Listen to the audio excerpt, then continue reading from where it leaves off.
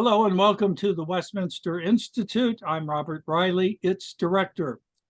Today, we're particularly delighted to welcome a guest from Lebanon, Dr. Basem Shabb, who served in the Lebanese Parliament from 2005 to 2018. During his tenure, he was a member of Defense and Economics and Human Rights Committees, addressing important challenges such as defense, economic policy, and human rights. He was also a member of the Parliamentary Network of the World Bank and International Monetary Fund, as well as the Congressional US-Lebanon Friendship Caucus. Additionally, Dr. Shab was part of the Lebanese parliamentary delegation that visited Norway to gather more information about oil and gas exploration and legislation. He is a founding member of the Euro-Asian Bridge Society of Cardiac Surgeons, as well as that of the Lebanese Association for Biosafety, Biosecurity, and Bioethics. He studied at the American University of Beirut, where he received an MD in 1982 with distinction.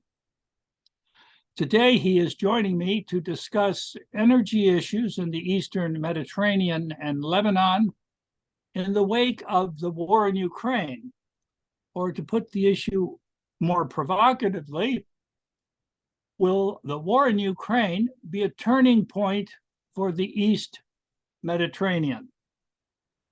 Welcome, Dr. Shab. Thank you. Thank you, Robert. Thank you very much. Thank you for the invitation. The war in Ukraine and Russia's invasion of Ukraine is not in the top news here in Lebanon and other parts of the Middle East. But in fact, the effects of the conflict in Ukraine has already affected the Middle East in energy and in politics. And the energy sector in particular has had a major inflection point, if you wish. I was very much taken by the title of Chancellor Scholz's piece in Foreign Affairs, in that it is a global point of inflection. And indeed, it is a point of inflection for the Levant, especially on the issue of gas. Prior to the war in Ukraine, it was well known that the Eastern Mediterranean had considerable quantities of hydrocarbons and gas. And we know that gas was discovered in Israel more than 10 years ago, Egypt 6 years ago. The problem with gas in the Mediterranean was that it was too expensive, it was deep waters, and there was no way to export the gas. There were no pipes. The only pipe available was the Arab pipeline that goes from Israel to Egypt, to Jordan and Syria. And that was mainly affected by security issues. And so the prospects of gas from the East Med finding a market at a reasonable price was very, very low. And so therefore, there was no interest. And we've noted that the Israelis who discovered gas more than 10 years ago had difficulty exporting their gas. Their two main customers until now, until the war in Ukraine, have been Egypt and Jordan. Cyprus, which also discovered gas almost 10 years ago, found it uneconomical to produce. The only way to export gas had been through two plants in Egypt, two liquefaction plants. And when that was taken into consideration, that gas was in no way competitive with cheap liquefied natural gas from Qatar, not to mention piped gas from Russia to other parts of Europe. The interest in the East Mediterranean began, to be fair, before the war in Ukraine, as if it was anticipating an event of sorts. 3 years ago, there was a consortium that met in Cairo and ended with the conclusion of what's the so-called East Med Energy Forum. Unfortunately, this forum did not include Lebanon. Lebanon was invited, but because Lebanon was in a state of war with Israel, Lebanon decided not to attend. There was this conviction among the governments and companies that the only way that gas would be profitable to export would be through cooperation in the Eastern Mediterranean. And because of Israel being a member of the East Mediterranean Energy Consortium, Lebanon was kept out. So in Lebanon, we've had a hiatus of a wasted time of at least 15 years in terms of getting contracts and drilling. Also, geopolitical issues were a major factor. For example, when Lebanon put its blocks out on the market, we had only one offer, one reasonable offer, actually, from Total, Eni, and Novatek, Russian company. And when the other blocks were put on the market, there were no offerings. So geopolitical risk in the Mediterranean was also a major issue, at least for Lebanon. And then Russia invaded Ukraine, and the price of gas went up, and the gas that was not very profitable suddenly became profitable. Piped gas became a liability both to the producer and to the customer. And there was the rise of liquefied natural gas, which gave some sense of freedom to the producer and to the consumer. Of note that Amos Hochstein of the State Department was a big champion of liquefied natural gas. And we saw that there was a proposition to build a gas pipeline from Israel to Cyprus to Greece, and it was deemed too expensive. And given the geopolitical changes now, the shift is definitely towards liquefied natural gas.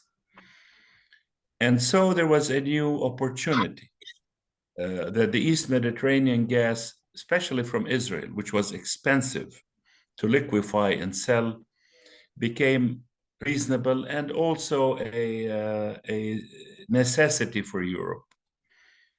And so in June, Ursula von der Leyen came to Egypt and signed a major agreement with Egypt and Israel, whereby Israeli gas would be liquefied in Egypt and sold to Europe. This was a milestone in that security basically takes precedence to cost. And it is debatable how much gas the Mediterranean would compensate for the Russian gas, but it became a commodity that needs to be looked into, and Europe has shown interest in East Med gas. What followed was also very important, that East Med gas had geopolitical risks, namely the presence of Hezbollah in Lebanon. And Hezbollah in Lebanon, after the war in Ukraine, was no longer a regional power. It was an arm of Iran, which was now involved totally in the war in Europe. So Hezbollah in Lebanon was basically an extension of Iran and an extension of Russia. And so that issue needed to be dealt with. And we saw suddenly an American interest in settling the maritime border dispute between Lebanon and Israel. This has been attempted many years ago, going back to Fred Hoff 12 years ago, and the parties were not very interested and the US was not pushing. But now the US came with a very heavy hand. And basically it forced both parties, Lebanon and Israel, to concede to an agreement that basically neutralizes Hezbollah in Lebanon. The agreement on paper gives Lebanon the right to to make use of the gas that may or may not be in the Qana field, but it also guarantees security for the state of Israel. So in this exchange of gas for security, the Israelis for sure got security and started producing gas from the Karish field. But for the Lebanese, the prospects of gas are still very remote. Another interesting thing that we've noticed before the war in Ukraine was a bill that was championed in the Senate by, I think, Senator Marco Rubio about the East Med Energy bill, in which the U.S. Guarantees and supports the energy in the Eastern Mediterranean by supporting Israel, Cyprus, and Greece. As if there was something in the air that this gas supply from Russia or from other places was not to be taken for granted. Also of interest about the same time was the involvement of the UAE in Israel.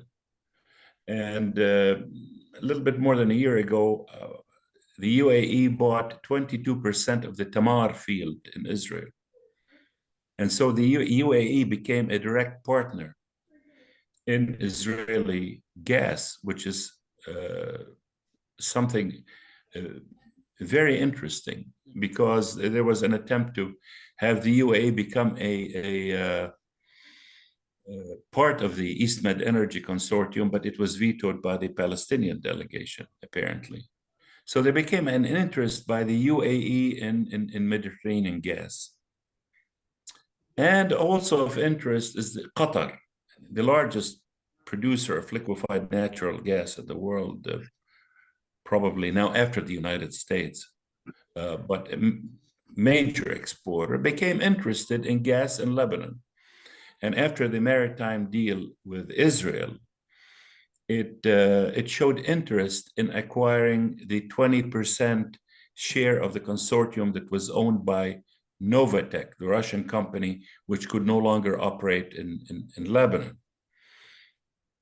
So we've had American interests that suddenly put pressure on both parties to have a maritime deal that would mitigate geopolitical risk. We've had the UAE get interested in Israeli gas. We've had Qatar showing interest in Lebanese gas. And of note, Qatar has become now a major player in the presidential impasse that we have in Lebanon. Qatar has emerged as a closer ally of the United States because of the war in Ukraine. Qatar and Jordan have taken sides with the United States and Europe. And so when one looks at Qatari interest in Lebanon, one cannot but think of the US acting indirectly in Lebanon. And the most obvious example is when the United States wanted to support the Lebanese army in Lebanon with cash, which the US cannot do, they resorted to Qatar, which Qatar is doing. So we have this interest in gas, which also spilled over to Turkey. And there is a hypothesis, at least, that the issue of gas was one of the main reasons that Turkish-Israeli relations got better. And in President Herzog's visit to Ankara, it was said that gas was one of the main issues that were discussed. So gas in the Eastern Mediterranean, which was not very economical and did not interest many parties, is now a hot issue. And in many ways, it has accelerated improving diplomatic relations, whether between Israel and Egypt, or Israel and Jordan, or Israel and the UAE, in addition to the Abraham Accords, and with Turkey. How much in Lebanon are we going to benefit from this tailwind? I'm not sure. Total said it is going to start preparing for exploration maybe sometime in early spring. But we know that will take time. And we know from Israel and from Cyprus and from Egypt that the time between exploring for gas and actually making use of it and turning a profit is in years and not less than 6 or 7 years. So Lebanon, which was hoping that gas would get it out of its economic misery through this maritime deal, this hope may be overestimated. It may be overestimated. Syria, the issue of Syria, the Russians have taken contract over Syrian gas exploration in Syria, but we have not seen any evidence that the Russians are interested or will do anything in Syria. One issue that arose whether a pipeline from Israel to Turkey, if it goes beyond the 12-mile maritime sovereignty border, whether it needs approval or not, we're not sure. But the distance between Turkey and Israel is very short, actually, compared to the pipeline that would go from Israel to Cyprus to Greece. So if more gas is discovered in Israel, and it has been in North Israel, the prospect of some cooperation with Turkey is not far-fetched. Now, the problem for Lebanon, if we do discover gas, how do we export that gas? We have to hook up to some channel.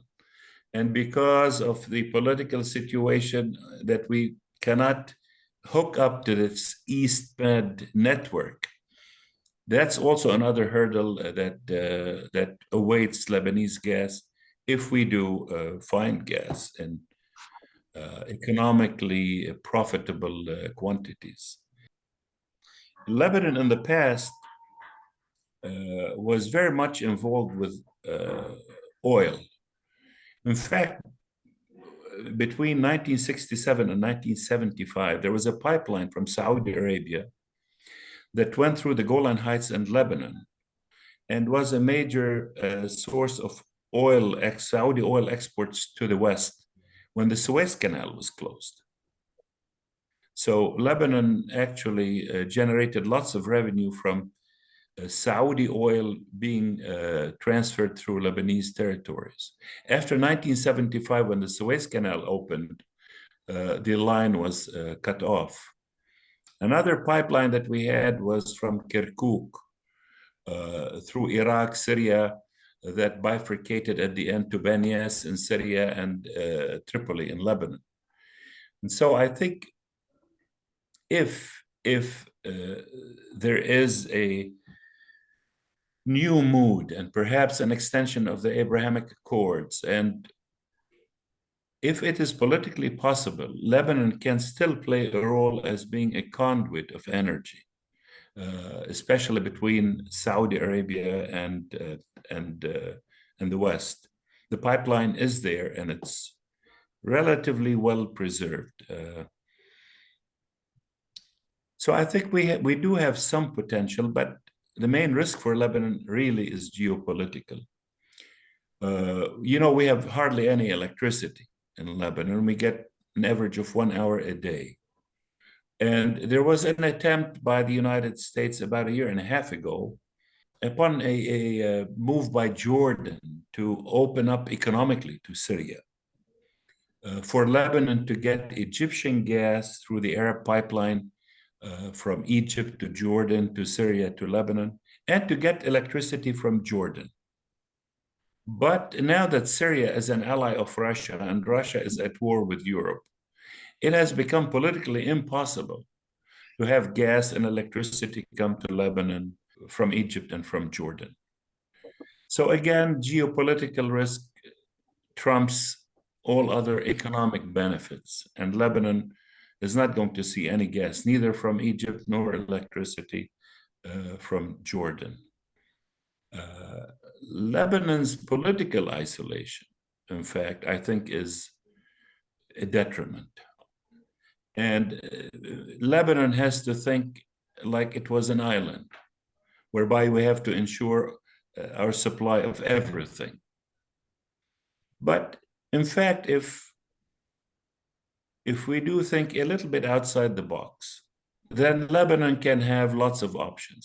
You know that Turkey has an excess of power generation, and the shoreline between Lebanon and Turkey is hardly 130 miles. It is possible that if the relations improve, that Turkey can give us a cable through the Mediterranean and provide electricity at much lower cost than it would to produce electricity in Lebanon. Lebanon potentially has excess water with it, which it can share with its neighbors. So I think there was a turning point with the war in Ukraine. But I'm not sure that Lebanon is going to be part of this new movement or new trend. I think the economic benefits are going to be reaped by other nations in the Mediterranean, and specifically those in the Eastern Med Gas Forum that Egypt now leads. Lebanon, unfortunately, has been left out. And the fact that Lebanon is under Iranian influence through Hezbollah also is a negative factor. So far, after 3 years, we haven't had any bids on the other blocks that are out on the market.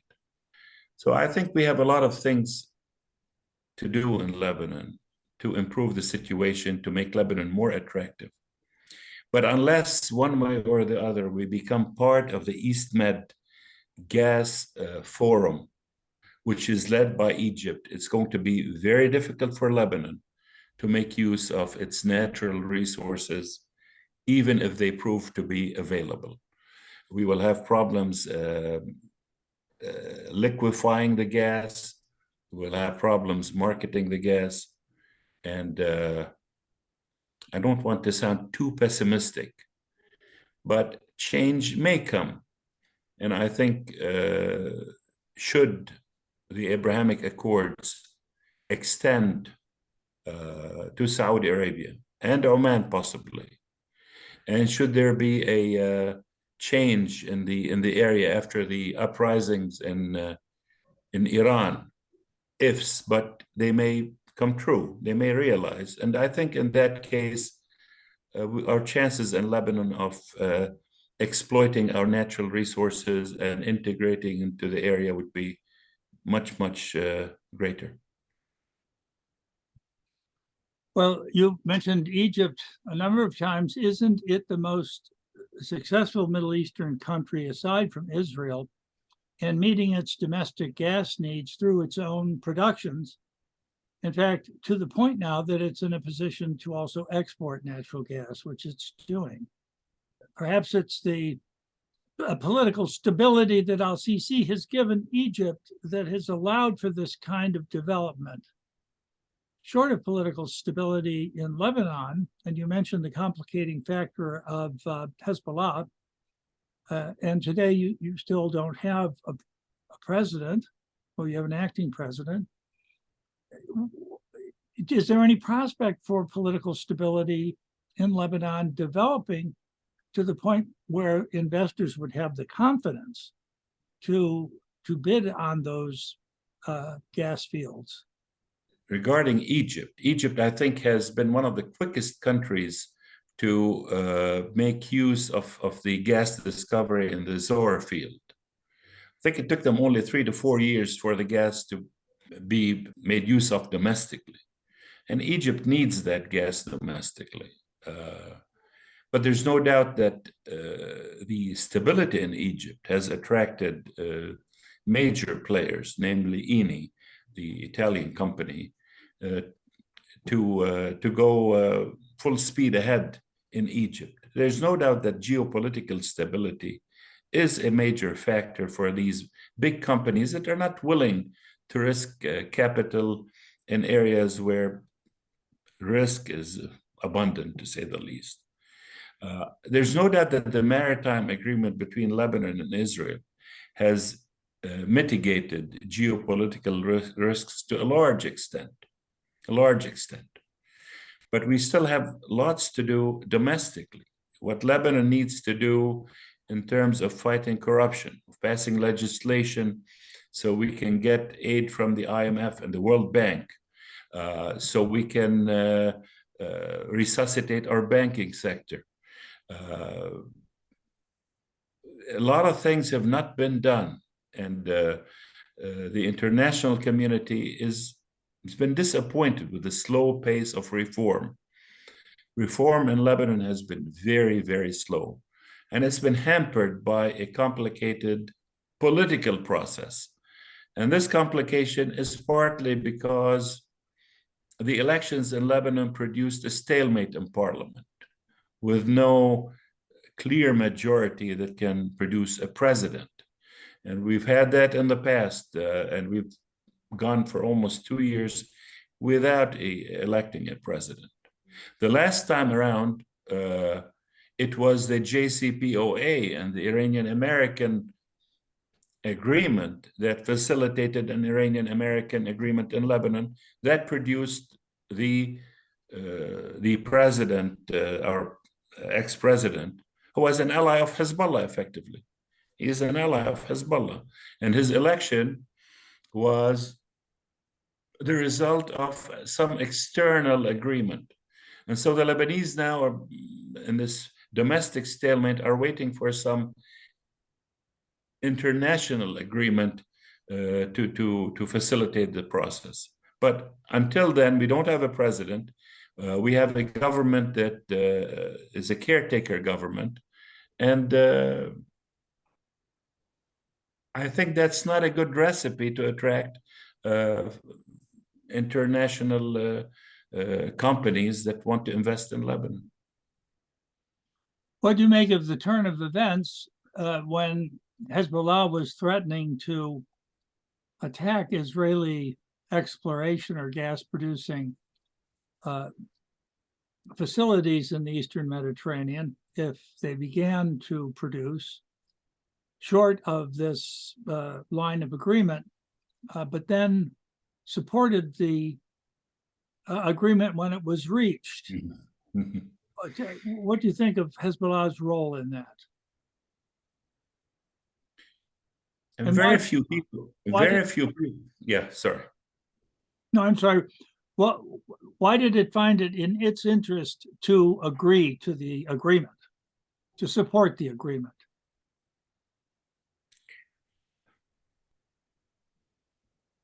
Hezbollah, there's no doubt, was a partner in the negotiations.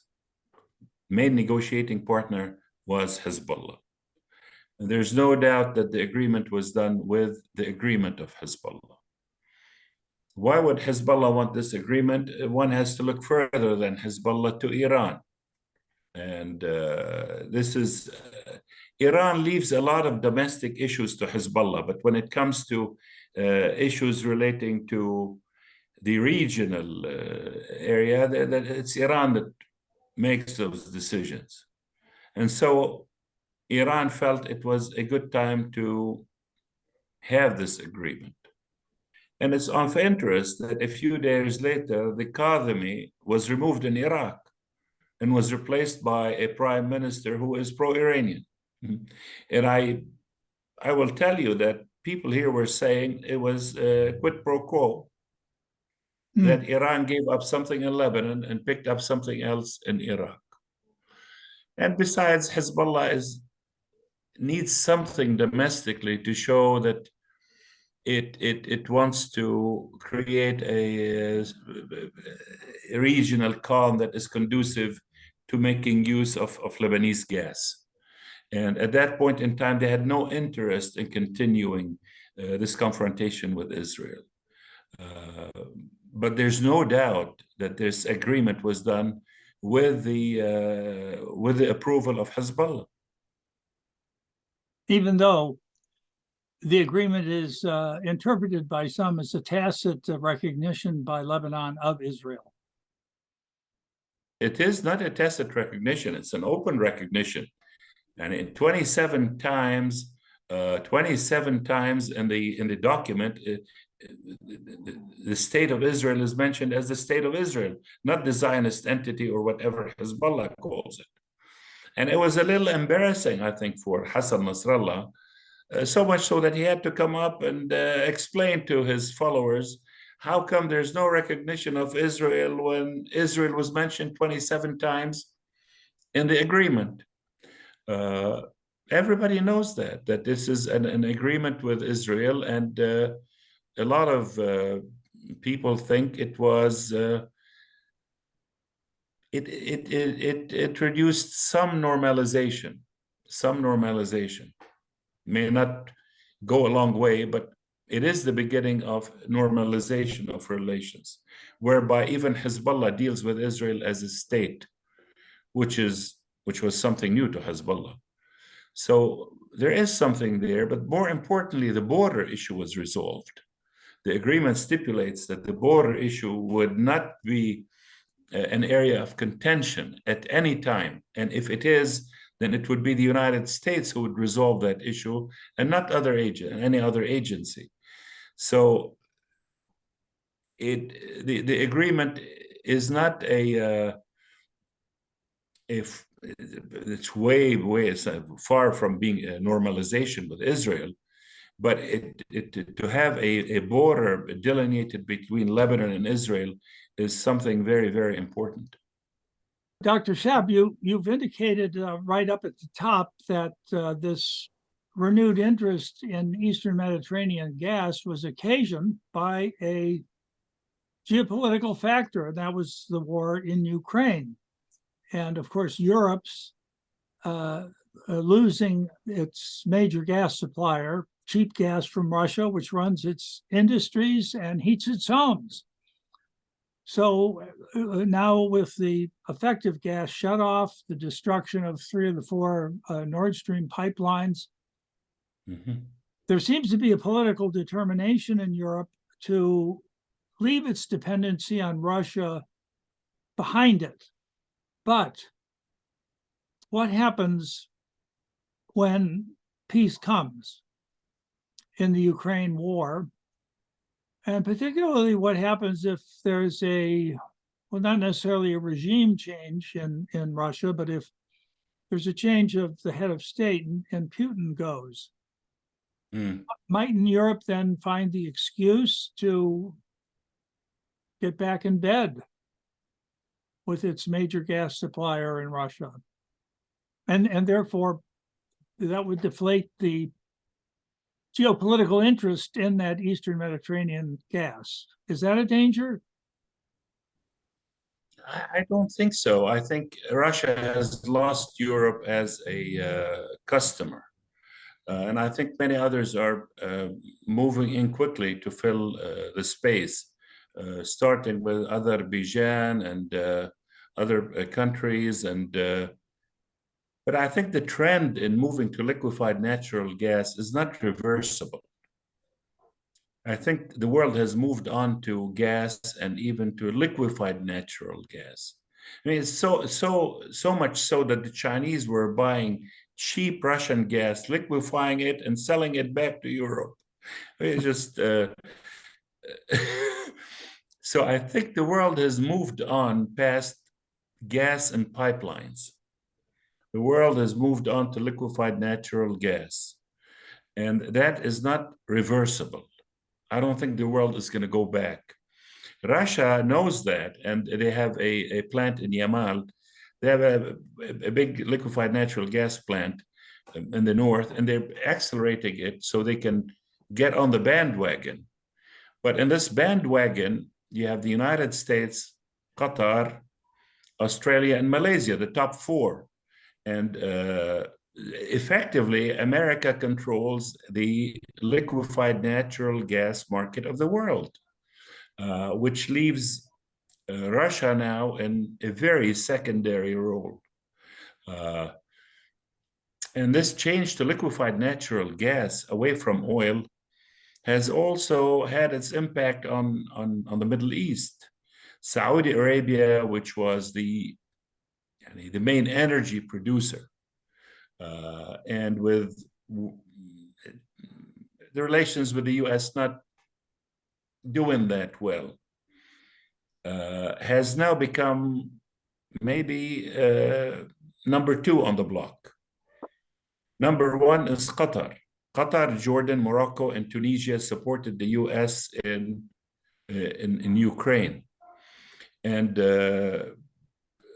recently, we saw that Qatar provided or committed to provide natural gas to Europe, to Germany, and others.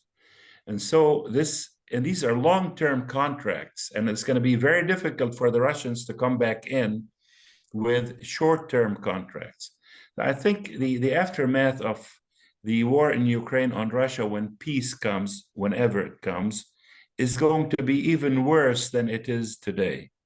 And we're beginning to see the price of oil coming down. We're seeing the price of gas coming down. Russia will have to sell its hydrocarbons in less quantities at huge discounts to fewer customers. And liquefied natural gas has changed the political balance in many areas. Egypt has become a very important strategic hub for the United States. Qatar, which was playing second fiddle to Saudi Arabia, now is really acting like a world power in energy. And we see this in Lebanon, actually, how the Qataris are being very active in Lebanese politics and, in a way, taking the place of Saudi Arabia. So I think the aftermath of Qatar, of the war in Ukraine, is going to be apparent long after peace settles in Europe. But the most important thing maybe is the decline of Russia. Yeah, with Russia losing in Ukraine, what's going to happen to the Russians in the Middle East, in Syria? Syria was the main reason that Russia entered the world stage as a superpower. And after Russia exits the world stage as a superpower in Ukraine, what is going to happen to Russia in Syria? Will Bashar al-Assad look for other sponsors after the Russians can't support him with money or fuel? Or we know that the economic situation in Lebanon is bad, but it's far worse in Syria, far worse in terms of energy costs, food, you name it. And so can Syria still keep its grip on, Russia keep its grip on Syria like it did before? We saw the Turks dealing with Russia in a different manner. The Turks are behaving with the Russians in a more arrogant manner, if you wish. We've seen the Armenians refusing to sign a common communique with the Russians. We've seen Kazakhstan refusing to maintain Russian aircraft or refuel Russian aircraft. So I think the downhill course of Russia is going to continue after the war ends in Ukraine. And we may see a shift here. We may see a shift here. Won't Syria always have Iran? Well, Iran was hoping for a JCPOA that would open up 2-3 million barrels of oil a day, and that has not happened. And Iran is selling oil at a discount. And now Iran is selling oil to India and China and finds that the Russians are competing with it for its customers. And you have the turmoil, the revolution, if you wish, in Iran is starting to have some effect. There was this Basij officer meeting with university students in Iran, and one of them said, "We're having a hell of a time, and how come you're sending free fuel and oil to Lebanon?" And the Basij officer said, "No, we're not. We're going to sell it to them." And so the idea that Iran could become overextended with this economic situation, internal turmoil, is also questionable. And so I think we're truly at a turning point. We're truly at a turning point, not only in energy, but also in politics. And now that you mention it, who wants to buy Russian weapons? The Egyptians gave up on the Sukhoi 35s. Even the Algerians gave up on the Sukhoi 35s, which the Russians gave to the Iranians in exchange for these suicide drones. So Russia lost its arms market, and Russia is not going to do well with its energy market.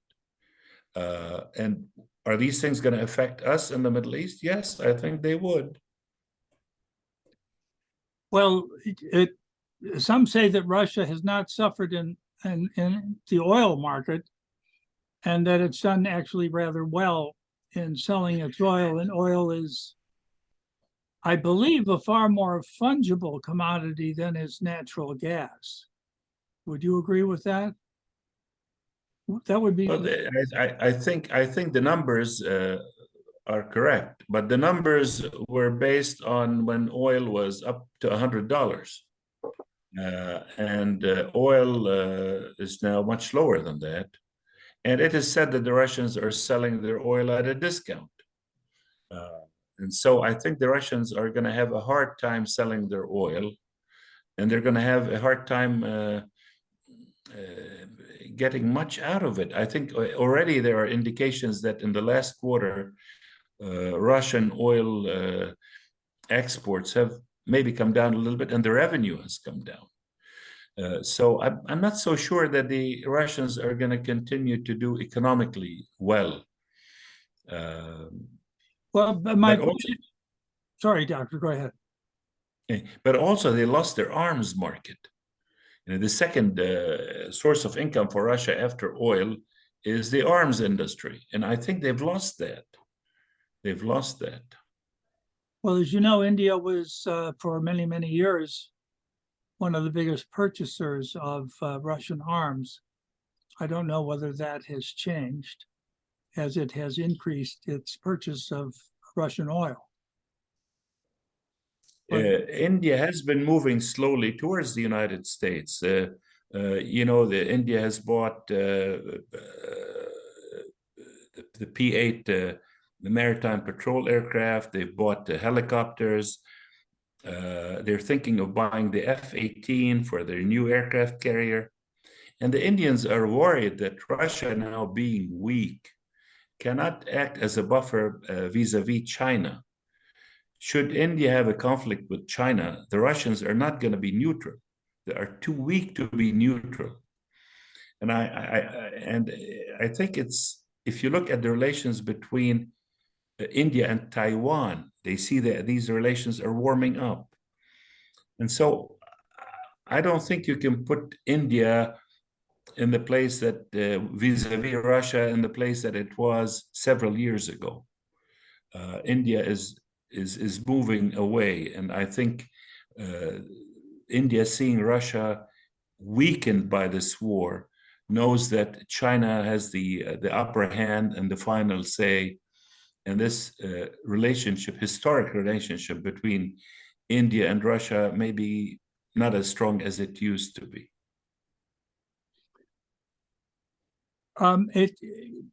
Regardless, it does seem that Russia has been able to still move its oil, even at yes, perhaps at a discount. But it's very harder to imagine how it's going to replace Europe as a major gas consumer, because I don't believe it has sufficient pipeline access to China to move natural gas in those quantities, and that there's no way for Russia to make that up. Concomitantly, it seems very hard for Europe to make up the shortage it now suffers in Russia gas. You mentioned Qatar, the long-term Qatari agreement, but that's just a tiny percentage of the gas Europe used to get from Russia.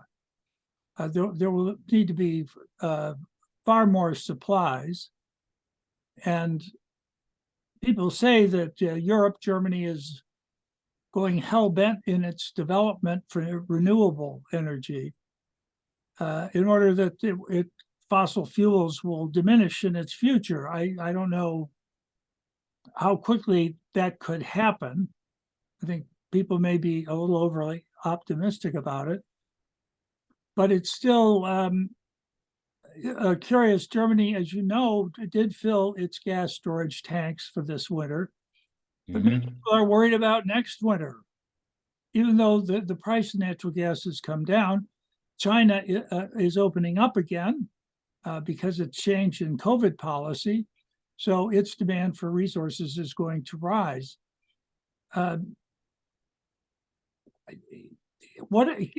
So that exactly explains what the phenomenon you've been describing of this increased interest in Eastern Mediterranean gas, whether it's Egyptian, Israeli, or Cypriot. It's the pace of development,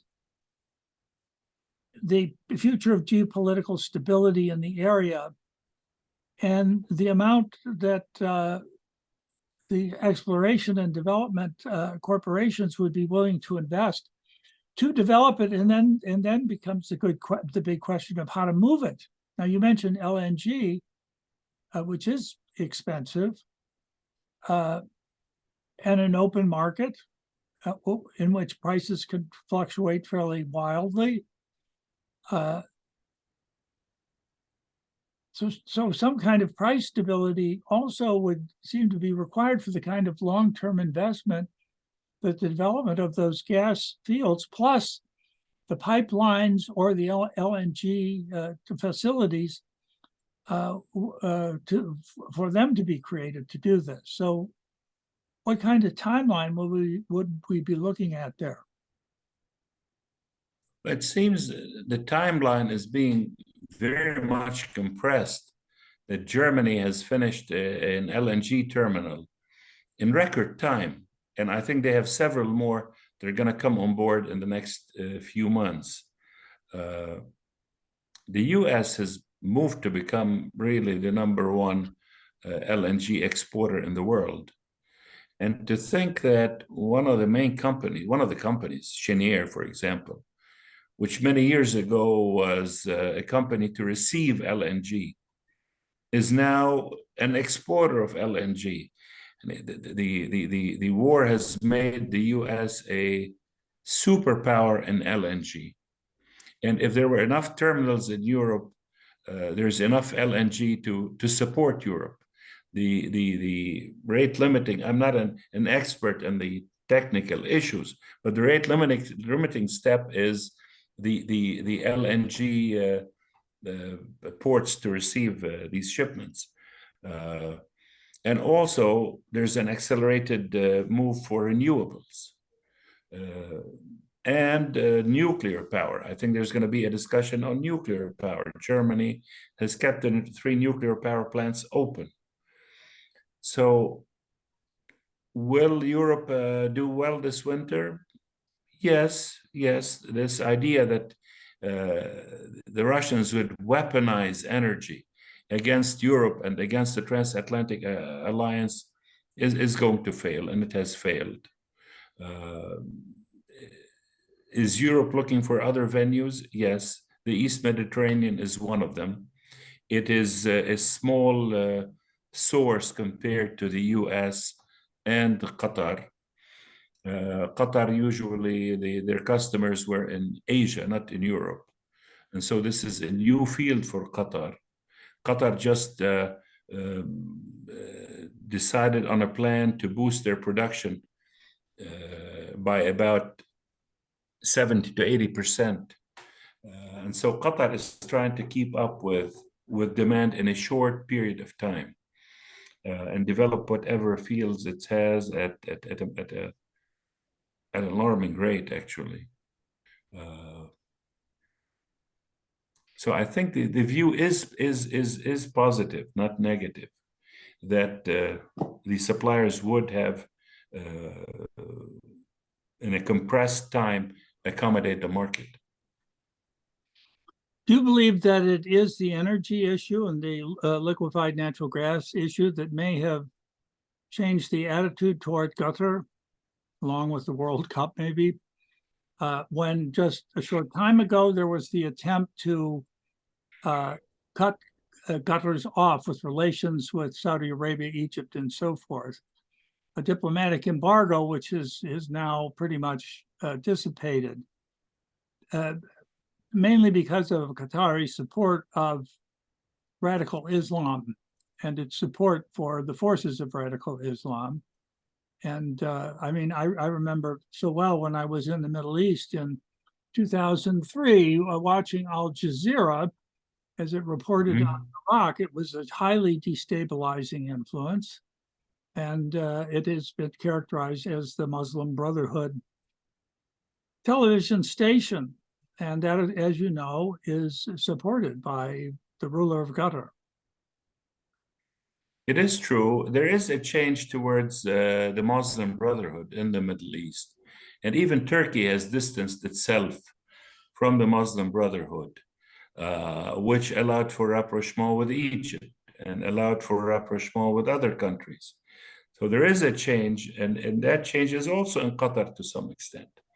But I think what puts Qatar aside, Qatar and Jordan in particular, in the war in Ukraine, they were not on the fence. Qatar and Jordan stood by the United States and Europe. Jordan sending ammunition, whatever it could, and Qatar supplying gas where it was needed.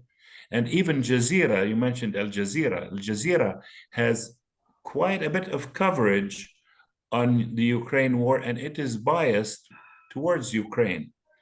Whereas UAE, they're voting in the Security Council, and the Saudi Arabians with their neutral policy with Russia and the cutting production, and the Chinese summit.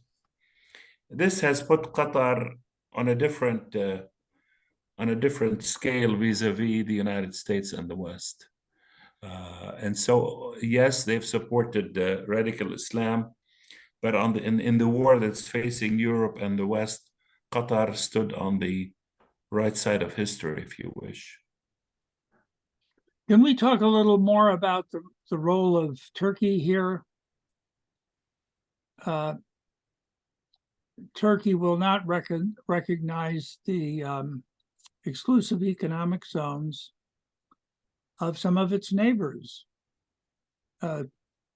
pointedly Greece and Cyprus. While it did reach an agreement with Libya on a maritime border, this certainly compromises the ability of the Cypriots to develop their oil fields. I believe on occasion, Turkey has even sent a warship to prevent such exploration. Yes. So is it correct to say Turkey has turned into an energy hub, and that, first of all, can agreement be reached with it on these still volatile issues?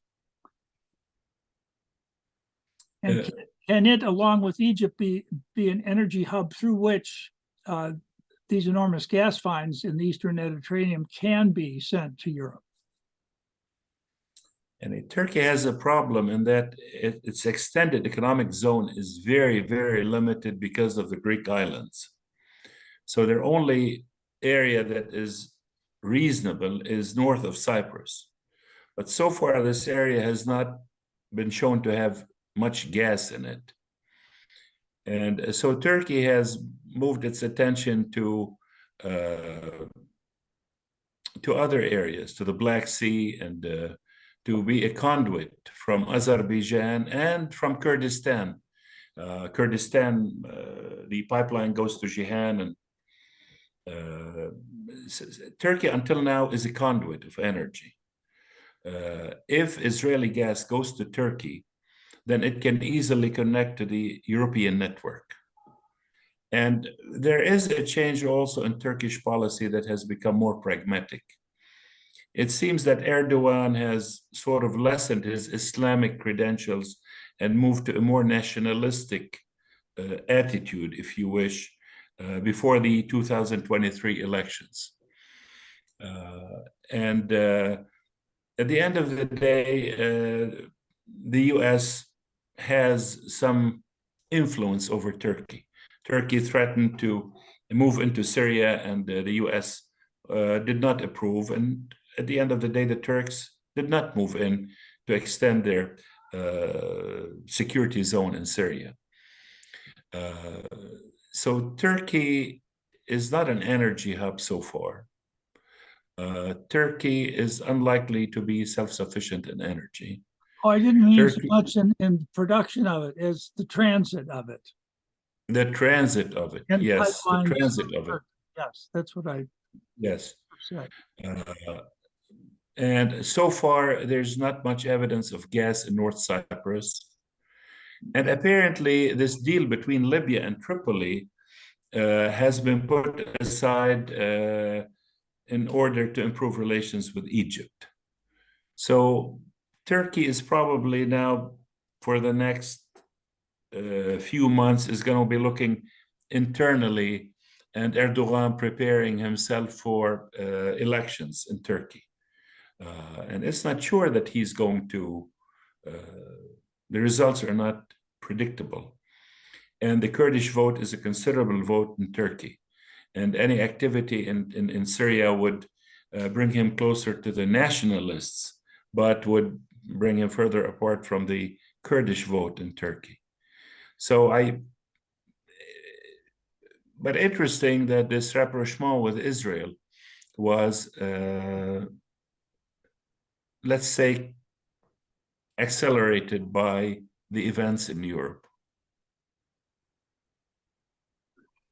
I read one rather interesting remark about Turkey being the conduit for a great deal of natural gas supplies to Europe, that Europe would not want to find itself dependent on Turkey as a conduit for those supplies, because it's learned its lesson from having become so dependent upon Russia.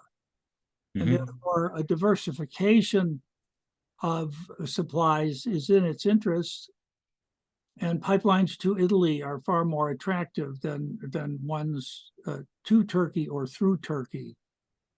But then again, it's a matter of expense of expanding or developing those undersea pipelines. Do you think that's accurate reflection of some of the thinking? I think that is accurate. The pipeline from Israel to Cyprus to Greece to Europe has been put aside because of cost and because of LNG taking over. But what if Greece also seems to have a large supply of hydrocarbons, and these could be easily sent to Italy through a pipeline. So I think we have to wait to see what the Eastern Mediterranean uncovers in time. But I think there's more gas and the hydrocarbons in the Eastern Mediterranean than what people think. And I do hope that in this rush to sell gas to Europe and develop gas, that Lebanon would overcome its geopolitical and domestic hurdles so we can be on the bandwagon. Well, it's interesting that the leader of Hezbollah, Nasrallah, made the statement that the future of Lebanon is China.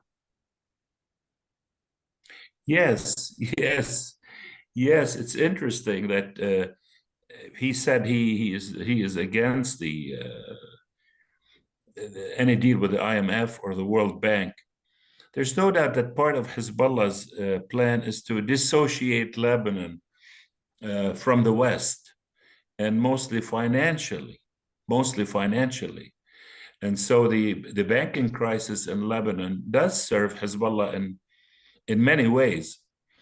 The interesting thing is Hezbollah may be interested in the Chinese, but the Chinese don't seem to be interested in Lebanon.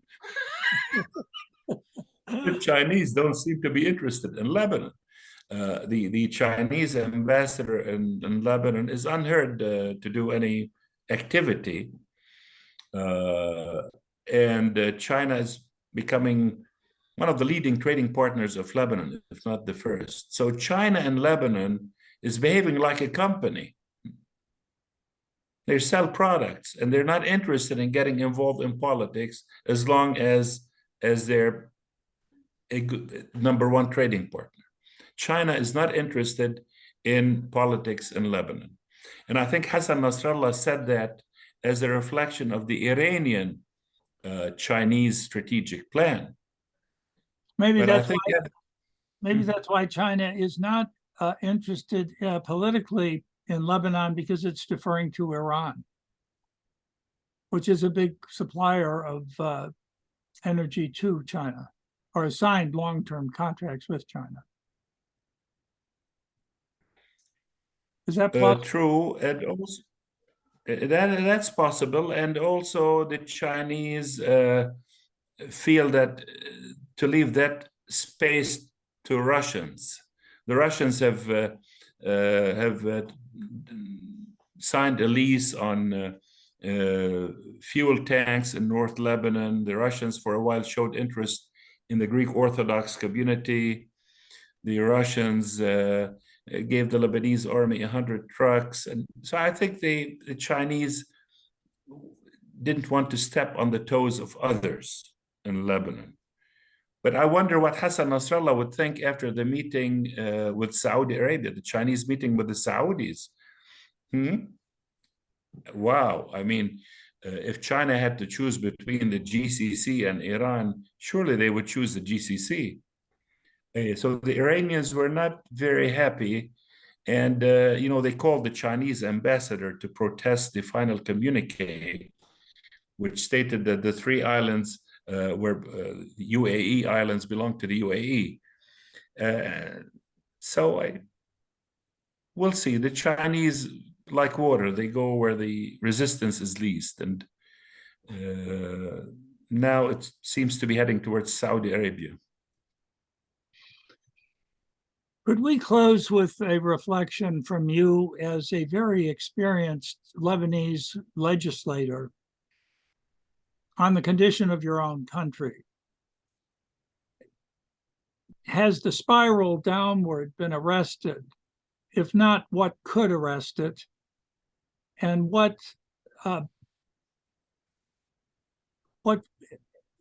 forces are there coalescing for a recovery and a rebuilding of what was once this jewel of the Mediterranean? Well, one can single out individual factors and say, well, it's corruption, or it's Hezbollah, or it's this, or it's that. But what I see as the main problem is Lebanon's slow, deliberate drift away from the West. It's going to be very difficult for Lebanon to regain its position, either culturally or financially or economically, unless it's part of the West GCC alliance of sorts. Lebanon has drifted away from the Arab Gulf. Hezbollah has alienated the Saudis and everybody else. And then we've alienated the West. And now that we have little strategic interest, little political interest in Lebanon, at least we can maintain some cultural interest in Lebanon. And that's the only thing that's still hanging in there. We have good institutions, we have good universities, we have good American universities. We still have partially a liberal educational system.